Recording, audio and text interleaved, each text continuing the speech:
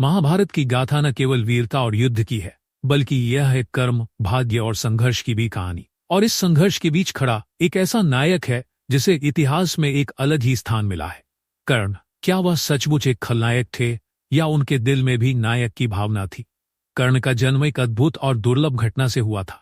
कुंती, पांडु की पत्नी, ने बिना विवाह के सूर्यदेव से एक पुत्र की कामना की थी। कर्ण का जन्म सूर्य देवता से हुआ था, लेकिन क्योंकि वह अविवाहित थी, उसे अपने पुत्र को नदी में छोड़ने का निर्णय लेना पड़ा। कर्ण का पालन पोषण अधिरथ और राधा ने किया।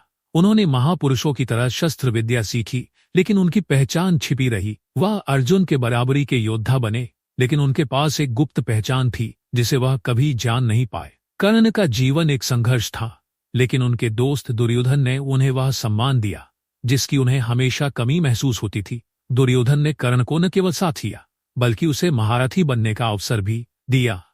कर्ण ने दुर्योधन के साथ खड़े होकर उसे अपना सच्चा मित्र माना। कर्ण का दिल हमेशा अपने कर्मों से उलझा रहता था। वह एक ओर अपने पांडव भाइयों के प्रति निष्ठावान थे, लेकिन दूसरी ओर अपने मित्र दुर्योधन के प्रति भी ईमानदार थे। एक ओर वह धर्म और सत्य के पक्षधर थे, लेकिन अपने वचन से बंधे हुए थे। कर्ण को एक शाप भी मिला था, जिसने उनके जीवन को कठिन बना दिया। जब उन्होंने अपनी शस्त्र विद्या के रहस्यों का खुलासा किया, तो ब्राह्मण ने उन्हें शाप दिया कि जिस दिन वह अपनी सबसे बड़ी लड़ाई लड़ेंगे, उसी दिन उनका अस्त्र निष्क्रिय हो जाएगा।